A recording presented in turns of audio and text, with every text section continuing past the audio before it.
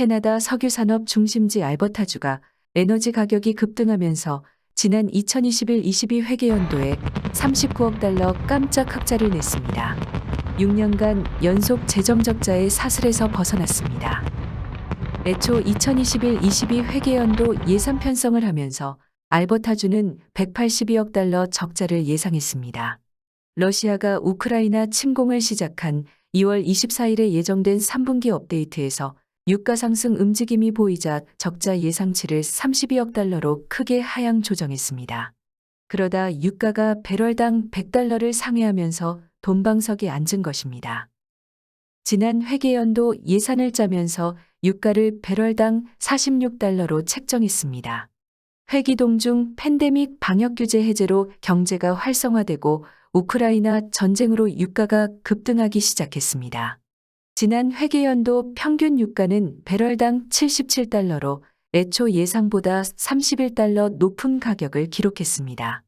고유가 영향으로 예상보다 무려 220억 달러가 더 들어왔습니다. 이는 지난 1988년의 재정흑자 기록보다 2배나 큰 것입니다.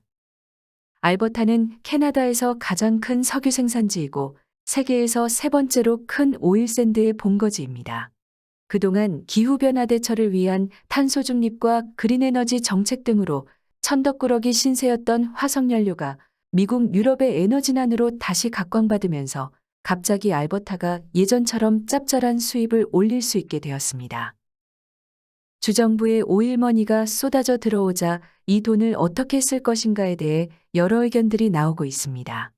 가난한 사람이 어디서 갑자기 돈이 들어오면 쓸 곳이 너무 많게 됩니다. 가스값 인상으로 타격받고 있는 저소득층과 지난해 가뭄으로 신음하고 있는 농가부터 지원해야 한다는 말이 나오고 있습니다. 야당인 노틀리 신민주당 당수는 이번 흑자가 정부가 잘해서 나온 것이 아니라며 재정 부족으로 시달리고 있는 학교와 응급의료 지원에 써야 한다고 주장합니다. 닉슨 알버타주 재무장관은 이번 흑자를 과거처럼 흥청망청 쓰지 않고 미래를 위해 쓸 것이라고 말했습니다. 알버타 석유가스 수입에 영국과 스페인처럼 횡재세를 매기자는 이야기가 나오자 알버타 주정부는 말도 안 된다며 반발하고 있습니다. 문제는 이런 고유가에 따른 돈벼락이 계속 지속될 수 없고 마지막이 될 수 있다는 전망입니다. 지난 수십 년 동안 석유와 가스 산업은 알버타주의 캐시카우로 활약해왔지만 이제 한물 같습니다. 석유가스 산업의 황혼이 짙어져 가고 있습니다. 집권 연방자유당과 신민주당은 탄소 중립 등 그린에너지를 국가의제로 내세우며 석유 가스의 종말을 예고하고 있습니다. 이에 따라 에너지 관련 대기업들도 스스로 석유와 가스를 대체할 새로운 사업을 찾기 위해 그들의 사업 계획을 빠르게 바꾸고 있습니다. 영국 대표 석유회사인 BP가 지난 2030년까지 탄소 배출을 절반으로 줄이기 위해 전체 에너지 생산에서 신재생 체에너지 생산 비중을 30에서 35%로 늘리겠다고 선언한 것이 그 좋은 예입니다. 저스틴 트리도 캐나다 총리는 지난 3월 말 총 91억 달러 신규 투자가 포함된 2030 탄소 중립 정책을 발표했습니다. 정부는 기후변화에 대응해 2030년까지 2005년 수준보다 40에서 45% 줄인 탄소 배출량 감축과 2050년까지 순배출량 제로 목표를 세웠습니다. 계획대로 진행된다면 8년 이내 석유와 가스는 사용량 제한 대상이 돼 사용 자체가 크게 줄며 거리에는 대부분 전기차로 바뀌게 됩니다. 그렇게 되면 캐나다는 30년 이내에 60만 명에 이르는 석유 및 가스 부문 노동자 가운데 4분의 3인 45만 명을 이룰 수 있다는 TD 이코노믹스의 예측 결과가 나왔습니다. 정부가 제시한 그린에너지 국가의제는 알버타 석유와 가스 산업의 종말을 예고하는 것이지만 알버타 주민들도 현재 탄소 포획, 수소, 순 배출 제로 목표를 지지하는 등 그린 정책에 순응하고 있는 것처럼 보입니다. 지난해 10월 조티 곤데 캘거리어 시장이 취임하자마자 행한 첫 조치로 기후비상 상태를 선언해 석유가스 산업을 지키려는 케니 알버타주 지사의 반발을 불러일으켰습니다. 국가보고서는 청정에너지 전환이 많은 새로운 일자리 기회를 창출할 것이라고 말하지만 그 많은 석유 및 가스 부문 노동자들이 쉽게 전직할 수 있다는 보장은 없습니다. 지난 회계연도 알버타 재정에서 그린에너지 산업으로부터 들어온 수입은 사실상 없었습니다. 문제는 청정에너지가 당장 밥을 먹여주지 않는다고 알버타 주민들이 석유가스 산업 말살 정책에 이의를 제기해야 하지만 그렇게 나서는 사람도 별로 없습니다.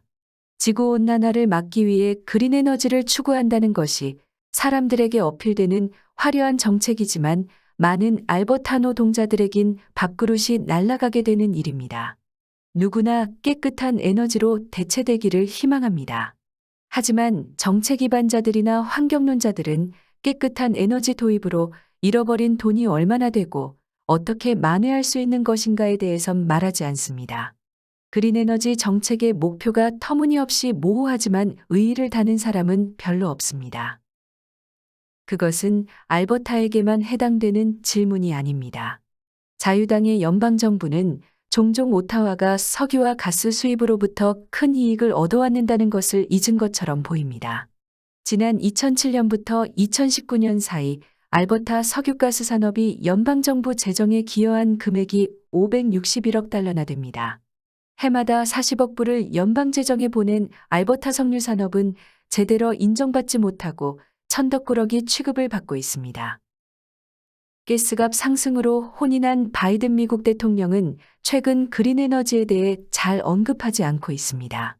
바이든 행정부는 태양광, 풍력 등을 육성하는 친환경 에너지 정책을 펴왔고 투자자들은 정유사의 기존 사업을 축소하라고 목소리를 높여왔습니다. 바이든은 취임하자마자 알버타에서 미국으로 가는 송유관 사업을 보란듯이 취소시켰습니다. 이 때문에 미국의 많은 셰일 기업들이 파산했습니다. 최근 석유가스 수요가 향후 10년간 줄지 않을 것이란 새로운 전망도 나오면서 수급 불균형에 따른 석유 파동 경고가 나오고 현실화되고 있습니다. 둘째 며느리 삼아보아야 첫째 며느리 착한 줄 안다는 속담이 있습니다. 둘째 며느리인 그린에너지에 밀린 첫째 며느리 석유 산업이 다시 재평가되는 것은 불행 중 다행입니다. JP모건은 석유업계가 2030년까지 수요를 맞추기 위해선 6천억 달러의 투자를 더해야 하는 상황이라고 분석했습니다. 국제에너지기구도 최근 석유 수요는 적어도 2026년까지 증가할 것이라고 전망했습니다. 알버타주 정부의 오일머니 돈벼락이 지난 회계연도만이 아니라 향후 몇 년간 지속될 것이란 기대를 할 수 있는 이유입니다.